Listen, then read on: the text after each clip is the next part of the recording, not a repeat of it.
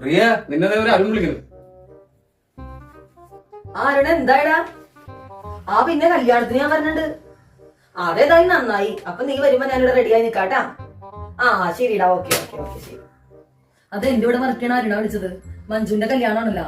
അപ്പൊ അവൻ പോണടി ഒന്നിച്ച് പോവാന്ന്. കാറായിട്ട് വരാ. അപ്പൊ ഇവിടെ നിന്ന് കയറിയാ മതി. അതെന്തായാലും നന്നായി. വെറുതെ ബസ്സിൽ കയറി മുഷിയണ്ടല്ലോ.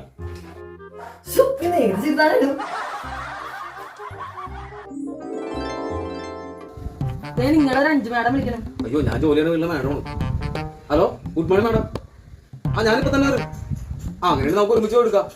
ശരി മാഡം. ഓക്കെ. കല്യാണം കഴിഞ്ഞിട്ട് എന്നോട് പറഞ്ഞിട്ടുണ്ടോ ഒരു ഗുഡ് മോർണിംഗ്?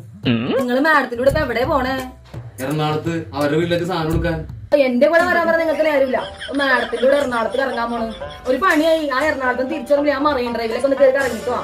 ഒരു മാഡത്തിന്റെ ഒരു പണിക്കാരനും. Good morning.